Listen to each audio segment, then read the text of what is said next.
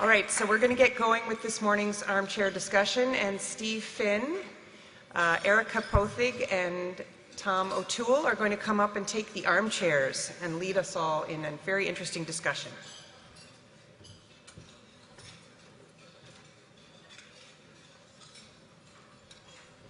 So you're sitting here?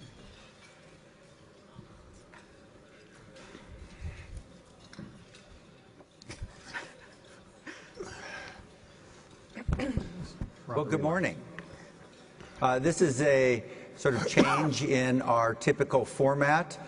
We're going to have a conversation up here about a topic I think that all of us recognize as critical, homelessness. And we're very fortunate to have two remarkable experts in this area to have a discussion with us this morning. The first is Erika Poethig. Erika is a graduate of Worcester. She did a Fulbright Fellowship with a master's from the University of Chicago. She began working in homelessness and related topics 2 decades ago, first in the Commissioner's Office in the Daley administration in Chicago. She then went on to work at the John D. and Catherine T. MacArthur Foundation, leading homelessness policy for that foundation, and then went to work for Housing and Urban Development in the Obama administration, where she was a Deputy Assistant Secretary and Acting Assistant Secretary for Research and Policy. Currently, Erika is a director at the Urban Institute, where she leads their programs on housing. Our other speaker this morning is Tom O'Toole. Many of you know Tom. Tom is a general internist at the Providence VA.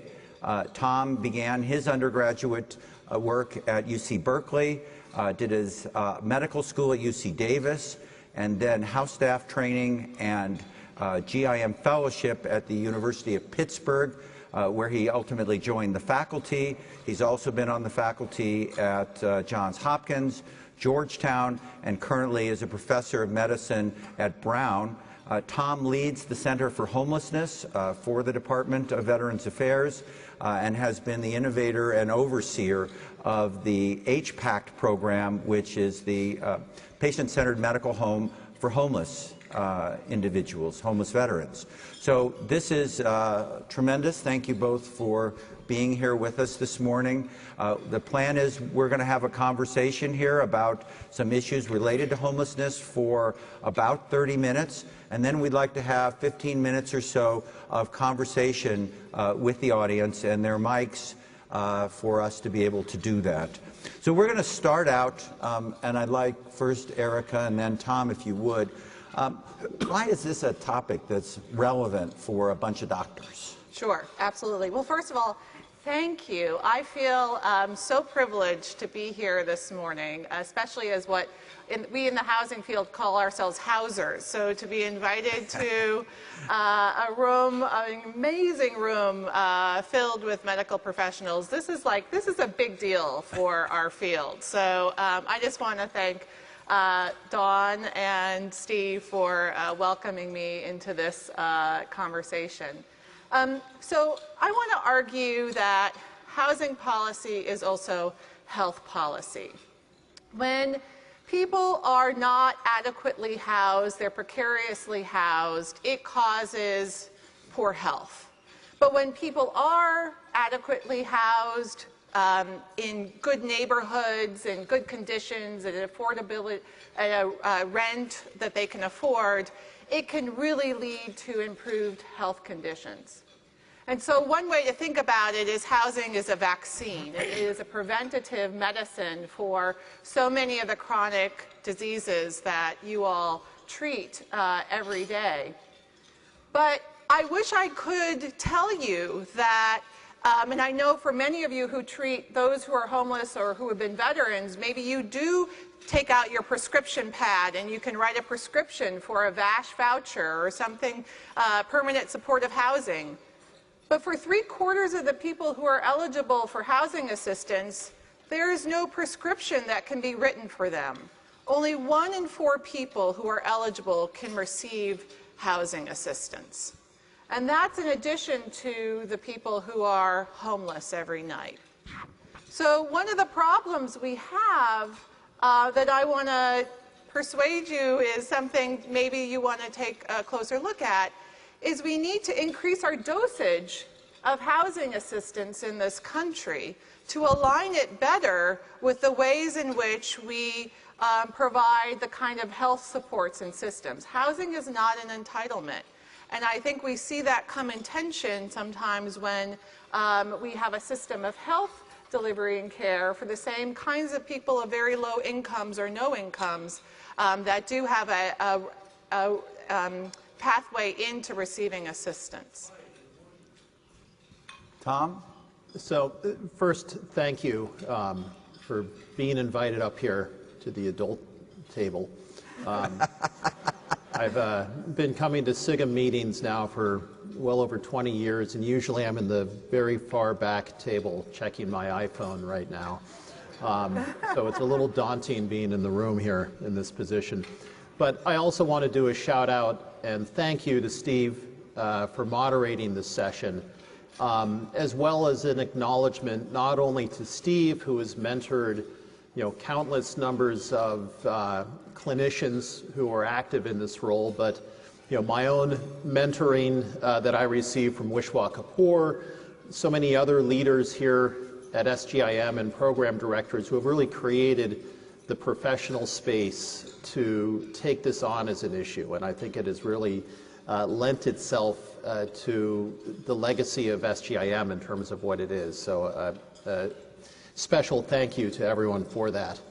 I have a poster in my office, it's framed, that I got back in my days in East Baltimore that says housing is healthcare.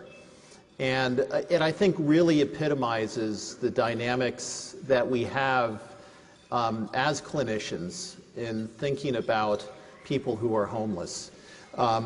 It's first much more prevalent than we may think.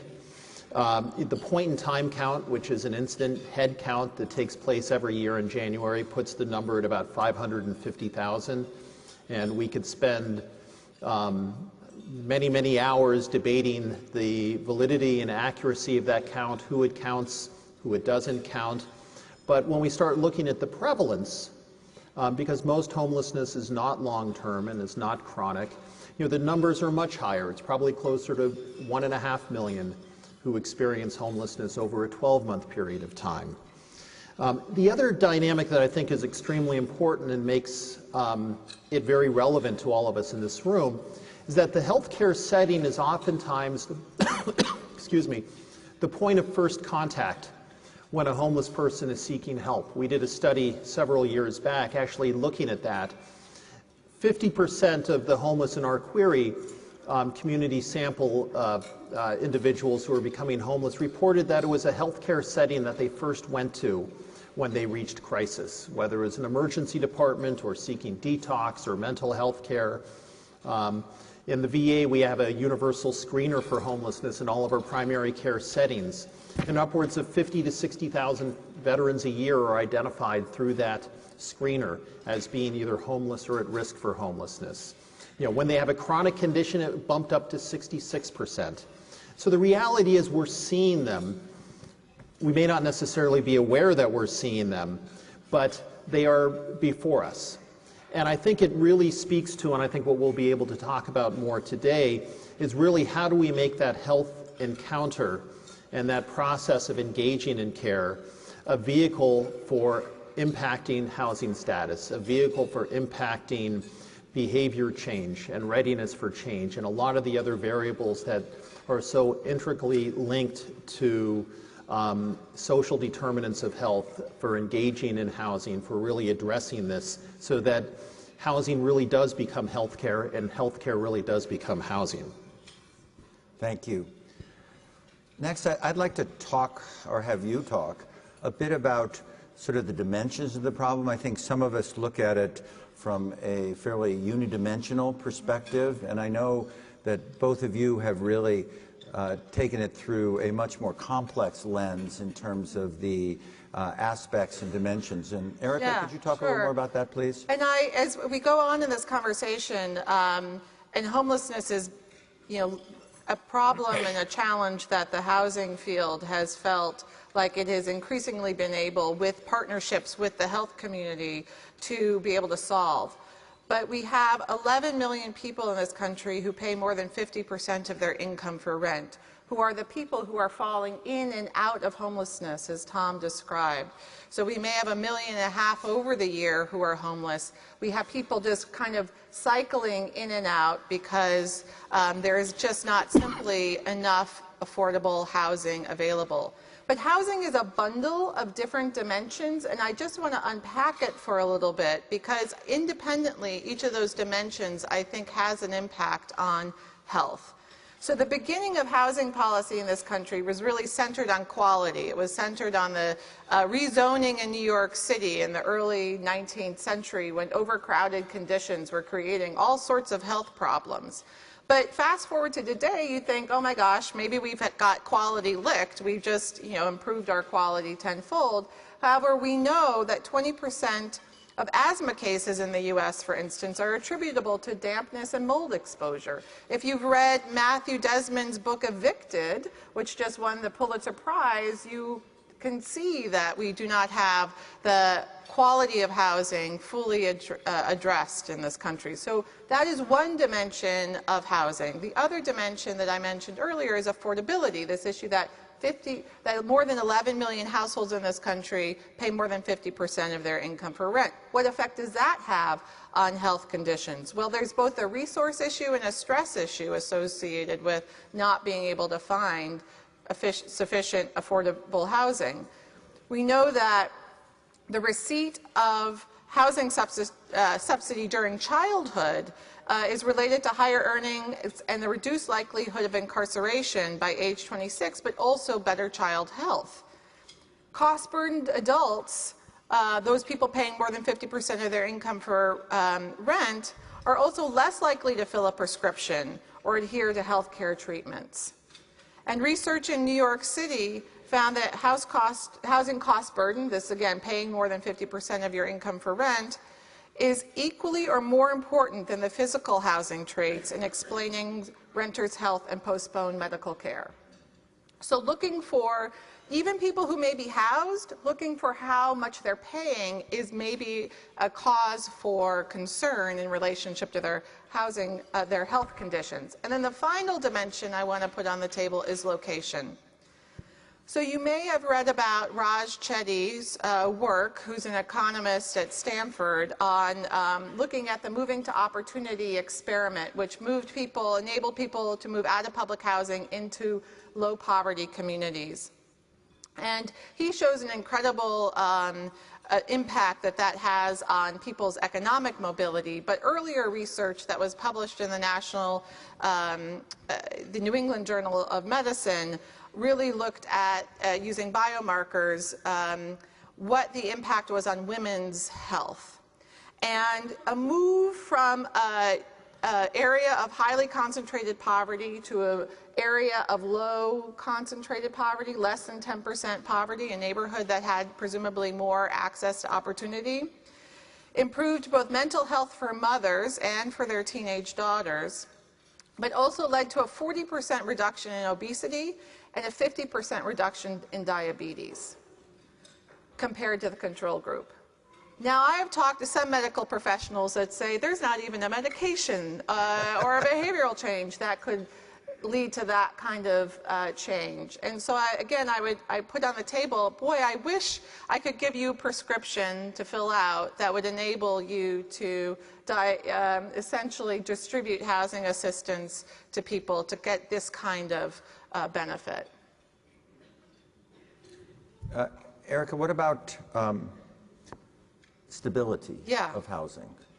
So, no, please. So I will, and I think this is at the core of this is in relationship to homelessness. So I think Tom might want to jump in here, but it's more of an emerging area of both research and our understanding and unpacking what the impacts of stability are on health in particular. And just to identify, when I was at MacArthur Foundation, one of the things that I led was the development of a $25 million investment in research at the intersections of housing and health and education and economic mobility. And so a lot of this research that I'm describing was in part a result of that particular investment. But we know that frequent moves and that, again, Evicted is a wonderful book that describes this, disrupt healthcare service access, especially those who have chronic diseases and need that kind of stability. I think, Tom, you can probably speak to the HIV population, but we know more stable and supportive housing can actually improve the health for many people with HIV.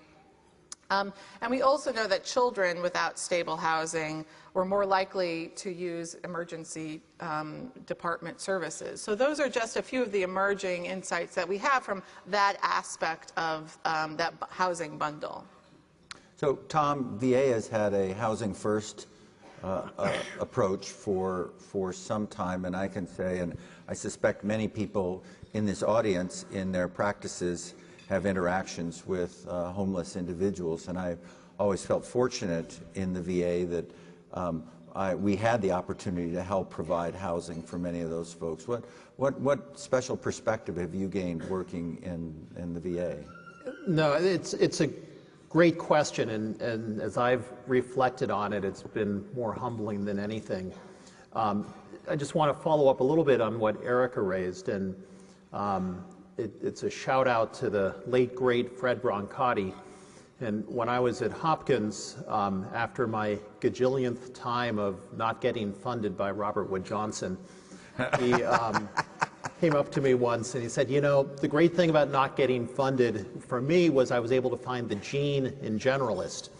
And in true Fred fashion, it seemed to make sense until I started thinking about it.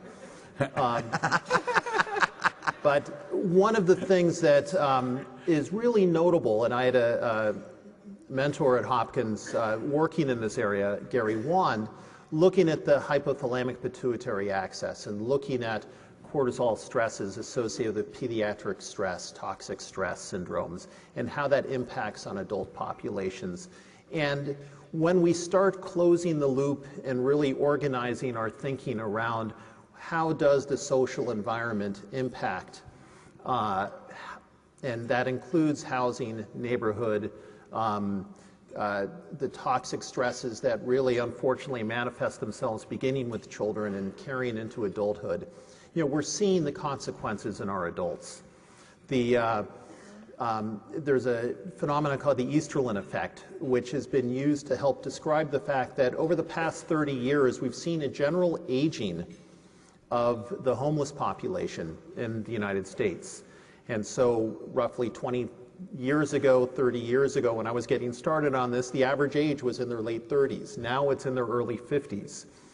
Part of it is felt to be because in the early 1980s, we went through a series of both multiple recessions and the introduction of crack cocaine into our communities that had a significant impact on that generation trying to get a foothold in the economy and being able to get started. And because of that dynamic, we have seen this aging. And it's not only been a chronologic aging, but some of the great work by Margot Kuschel and Rebecca Brown and others, it's been an accelerated biologic aging as well.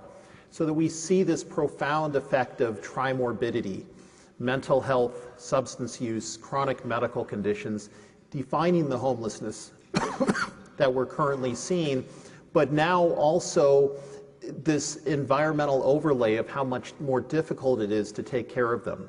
So in a long, circuitous way, going back to housing first, it's been a huge game changer for us in thinking about how we impact homeless health care. And it's one of those moments. If somebody is hungry, feed them. If somebody is without housing, house them.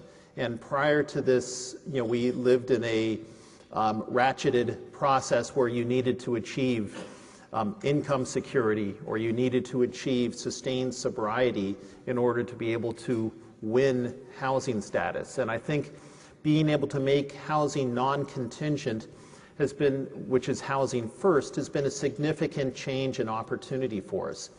But I will say, and I'm not sure if Stephan is in the room, he's done a lot of research in this area as well, it's not without its limits and challenges. And housing first, particularly as a general internist, particularly from a mental health and case management perspective, cannot be housing only.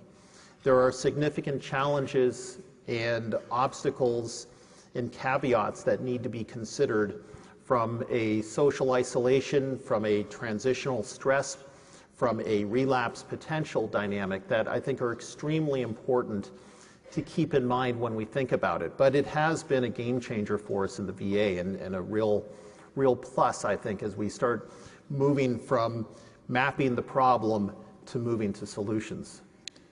So Erika, could you lay out, that's one solution, and as Tom said, has its strengths and weaknesses. Could you lay out some of the principles that some of these solutions need to address? Yeah.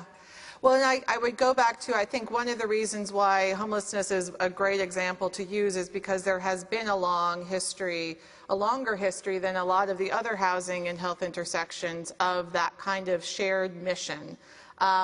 I was at the Department of Housing and Urban Development when we designed a goal to end veterans' homelessness, and we met quarterly with the VA department to work on that goal with shared dashboards, and that helped to get the resources from Congress to get the VASH vouchers that are the reasons why medical docs in the VA can write a prescription for housing. And that long history was really, I think, born out of some wonderful shared mission between housing professionals and the people in the medical field who were treating people who are homeless. We need that same kind of shared mission in some of these other dimensions of housing that I mentioned.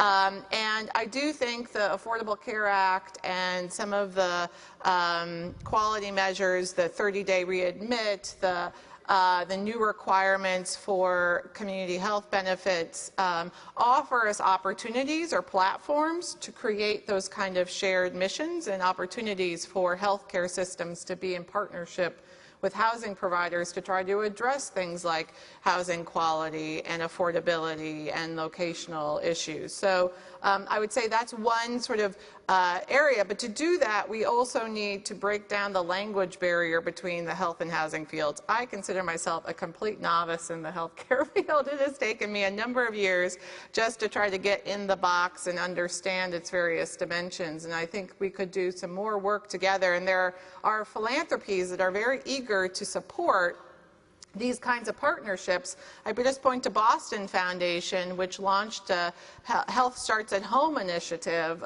to support these kinds of partnerships in Boston, and there are others that want to do this across the country. RWJF, of course, in its area and its emphasis is one, but there are more.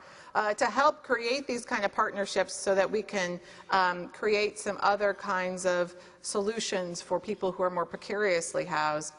Really strengthening the community engagement. I know that's I don't need to say that to people in this room because you are so engaged. And then one of the last things I think we would really benefit as a principle for these kinds of solutions is data matching. When I was at HUD, I had the opportunity for the first time to match the HUD-assisted household administrative data set with the Medicare and Medicaid data set in a pilot to, for the first time, try to understand the healthcare use of the assisted households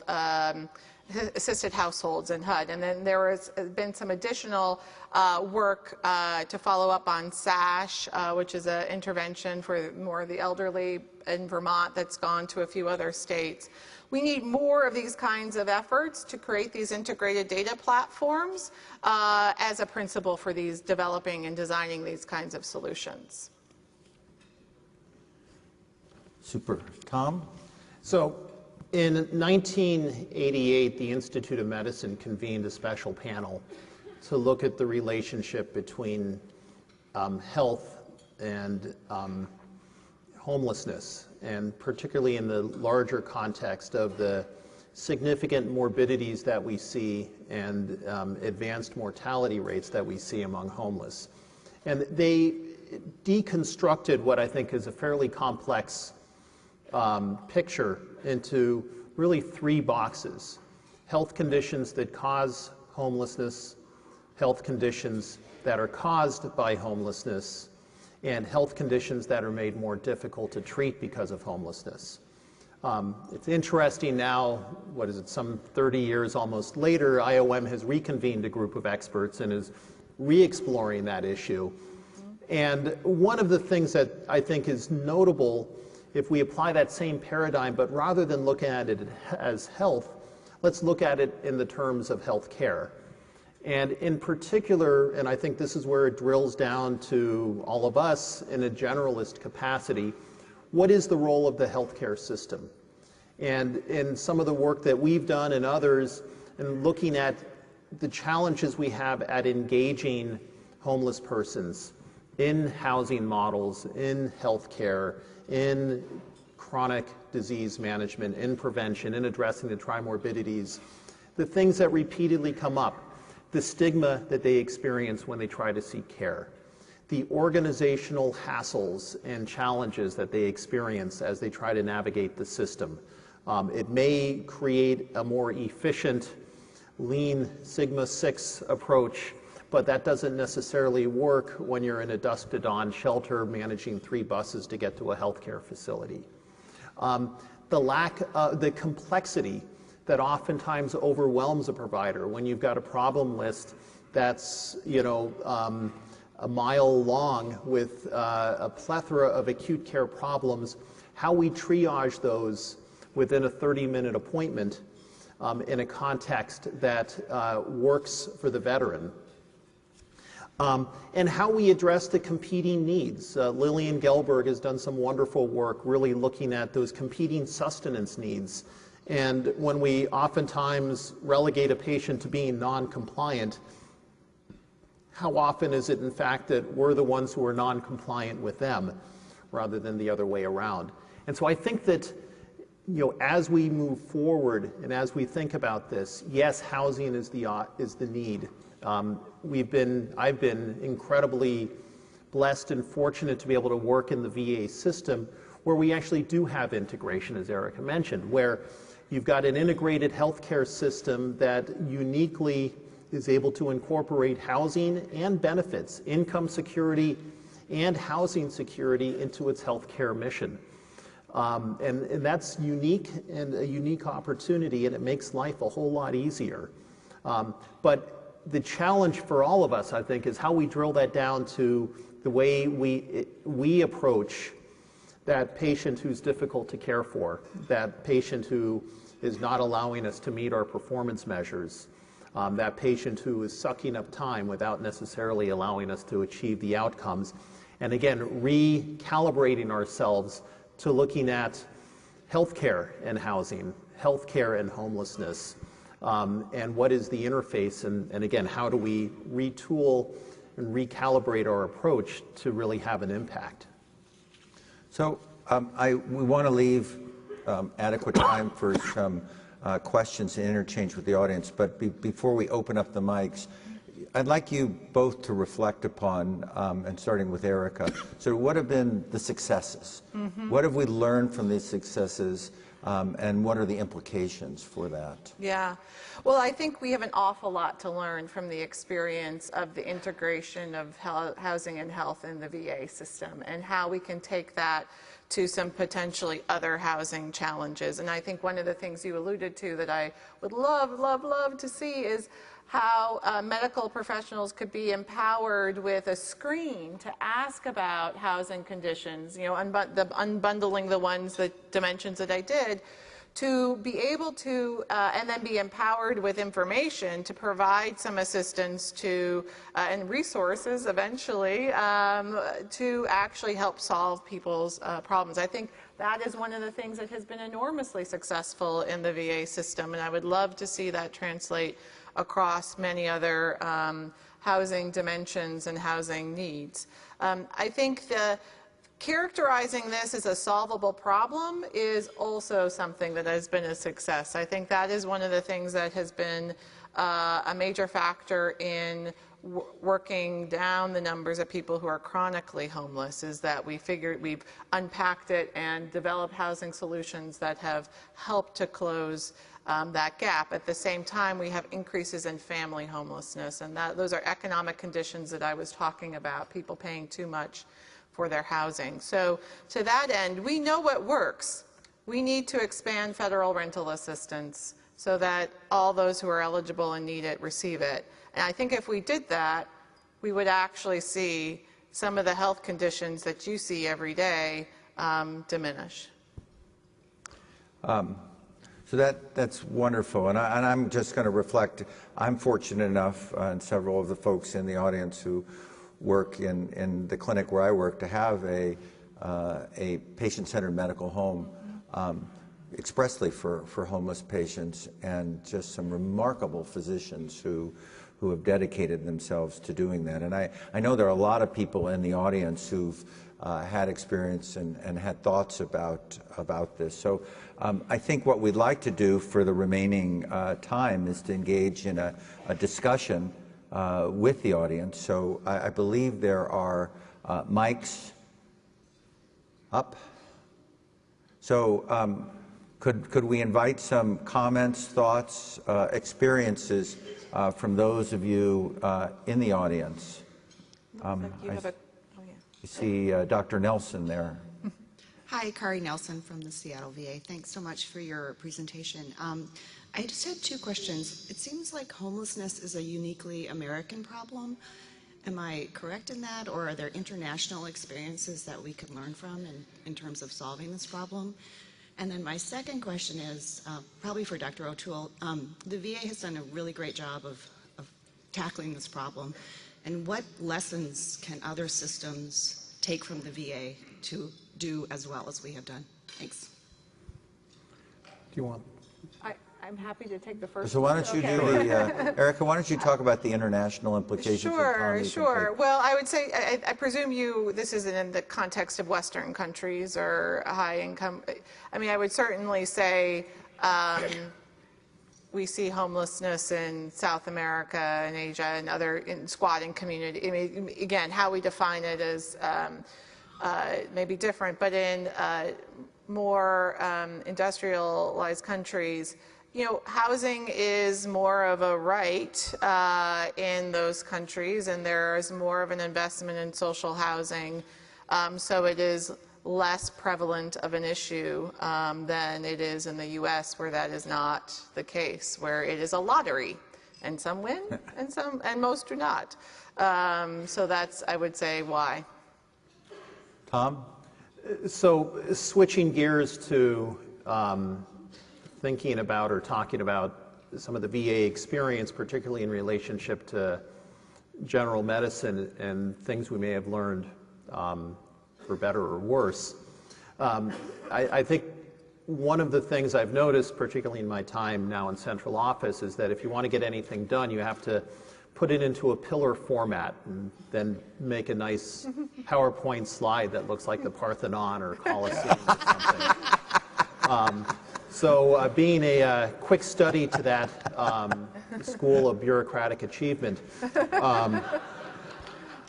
when we were developing the Homeless Patient Aligned Care Team program, or the homeless medical home in the VA, we really tried to look at it from a veteran's vantage point of where all the places that the system works and doesn't work. And we found 4 pillars, although if it was a bigger Parthenon, we probably should have found more, that really centered around access and how do we create an open access on-demand model. Particularly during that high acute transition period, the multiple touch points. It was far better to have 3 15-minute appointments in a 2-week period than 1 45-minute appointment for a 6-month period. So the multiple points of contact in an open access on-demand model was a critical piece to it. Being able to address competing needs in a one-stop shop capacity. Our Providence model We have a shower facility. We have washer and dryers. We have a clothes pantry. We have a food pantry. We actually have a community garden all in the clinic. And so when somebody comes in, and they're also meeting with the housing coordinator, they're meeting with our SSVF, Supportive Services for Veterans and Family Coordinator, so that they're seeing healthcare in a much more organic context than getting my blood pressure met and getting a referral to somewhere else. Community integrated case management and care coordination was also critical. And what that really translated to is making housing part of the problem list and really engaging our community partners within that realm. And so our nurse case managers, our social workers spend as much time in the community and working in the community as they do navigating the travails of how to access the hospital and health system. And finally, cultural competency. And again, this goes back to my shout out to all of the GIM chiefs and program directors and SGIM in general. You know, we've got great people doing this stuff who get it, who feel passionate about doing it, who see homelessness as something that we all own and that something that we can be impactful in addressing. And having people who really embrace the issue and embrace the cause and really own it, I think is a critical fourth leg to the stool or pillar to the Parthenon that I think has made a difference for us. And it's been translated, quite honestly, into reduced ER visits, reduced hospitalizations, expedited time to housing placement, and overall reduced costs. We have a paper that's perennially in the penalty box of trying to get published that shows that it saves, compared to general primary care, about $12,000 per patient per year, which for the 25,000 patients in HPAC this past year, it starts adding up and making an impact, not only in the VA, but in community healthcare settings as well. Great, thanks. I think there's someone standing. I can't see in the lights who that is, but... My name's Aaron Fox from the Bronx. You didn't comment much on incarceration. Could you just talk a little bit more about the interface between incarceration and then how that impacts access to housing? Yeah, thank you for asking that question. So just quickly, I think one of the things that is a challenge is that many landlords screen out criminal background, right? And even for many years, housing authorities thought they had the permission to do that. The Obama administration clarified that, said public housing authorities could choose to rent to people who had a criminal background in order to create and try to solve for this problem of people not being able to access housing because of incarceration. And I think we still have a long way to go on that. I think that is a reality, and there is more attention and effort that is being spent to trying to figure out how, even in our public systems, to allow the housing authorities who govern that assistance to be more flexible in actually housing people who are formerly incarcerated. But it remains a pretty prevalent issue, and I think a cause of homelessness too, because people can't access housing. Oftentimes what they're doing is doubling up with family relatives, but not themselves being able to lease an apartment. Dr. DeWitt. Yeah, I'm Dawn DeWitt. I'm living in Spokane, Washington. I'll just comment that when I lived in Australia, nobody was homeless. As a doctor, I never had to deal with that issue. And if there was a homeless family camping out in the local park, it was front page news, outrage. But my question is about shelters, because I was shocked to learn this year that if somebody is trying to go to a shelter, if they have a pet, they can't take them. If they're married, the men and women are separated. If they have kids, often the kids are separated in the shelter, especially if they're with a father. And I actually didn't know this. And do you have any insights or thoughts into this? Because I can see a lot of people choosing to stay on the street because of these issues. I don't know. Yeah, I'm glad you brought that up. And I think it speaks to a much larger issue and challenge that we have. And that is, all too often, from a community perspective and a municipal perspective and a moral outrage perspective and a what can we do to respond to it, the path of least resistance is oftentimes directed towards managing homelessness and making it less visible on our street corners than it is to actually ending homelessness. And so our shelter systems are typically constructed as dusk to dawn shelter systems. You check in at 5 o'clock at night, and oftentimes that means lining up by 3 or 4 o'clock in the afternoon, hoping that a bed is going to be available. You bring whatever belongings you have with you to move into a room that's oftentimes a basement of a church or a gymnasium or some multi-purpose facility that's used for other activities at other times. And then you leave at 6 o'clock in the morning. Oftentimes, you'll have a modicum of food at the beginning and the end of the day, but not typically. Bathing facilities are limited. And essentially what that does is it allows us to feel good about the fact that people are typically not going to be freezing to death at night. But in the context of so much that we do from a charity perspective and so much we do from kind of a much more narrowly defined management perspective, policies get enacted that I think may be well-intentioned but with adverse consequences and circumstances, and separating families out, not allowing children over the age of 13 to stay with their parents in an emergency shelter system, not appreciating the therapeutic role that pets can play in these settings. Under the, I think, sometimes just perverse assumption of a dusk to dawn arrangement that during the day they're going to be going out and working and putting in an 8 to 10 hour day and then going back to the shelter at night doesn't make a lot of sense. And what I have seen in a lot of the USICH and HUD initiatives is really a concerted effort in communities to try to move beyond that and to really take an ending homeless rather than managing homeless perspective.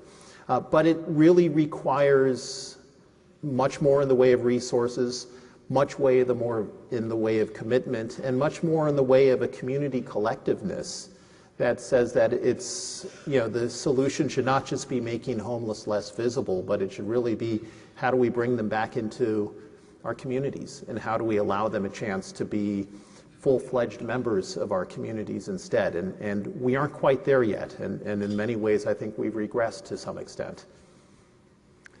Dr. Estrada. Carlos Estrada. I have the privilege of working with Stephan Cortez at the Birmingham VA. I understand that all of this is very complex, and from the perspective of benefiting in a perverse situation, who is the group of people who benefits financially from maintaining and preserving this homelessness situation? Are those landlord owners, laundromat owners? Who benefits financially? Erika? Well, I mean, I think the evidence is pretty well documented that we don't benefit, right? That it costs more to have someone be homeless than it does to house them.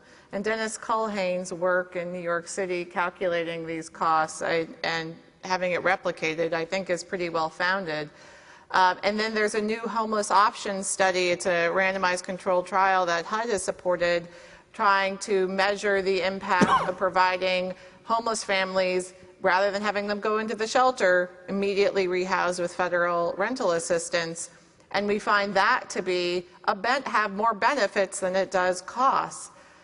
So I'm not sure who benefits. I think it's a lack of society understanding. I mean, we have a framework around costs and an appreciation for not wanting to cost society. I wish we also got to a point where we understood housing as a platform for helping people improve their health, improve their economic mobility, improve their life.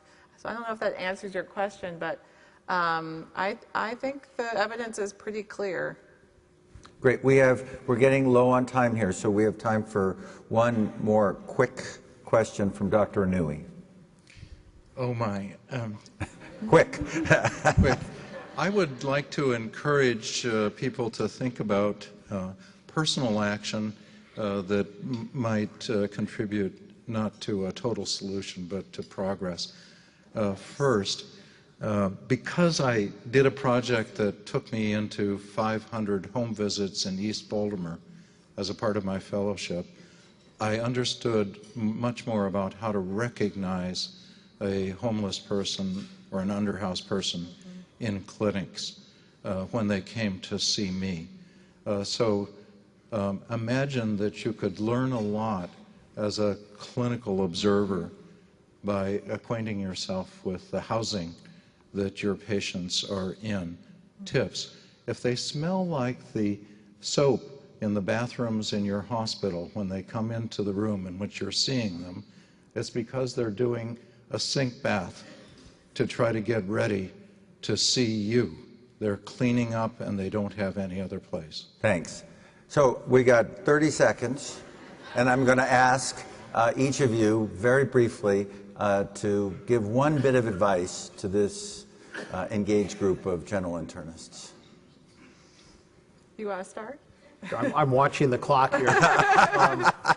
Very quickly, we all own this, but we can all have an impact. And thank you for being here, because I think it reflects that in your interest, or at least the breakfast was good.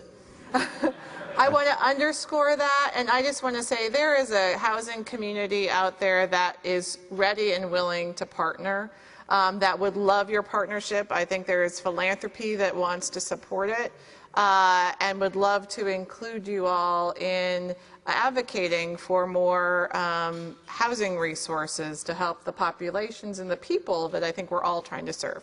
So I want to thank Erika and Tom. This has been an excellent session. Thanks very much. Thank you.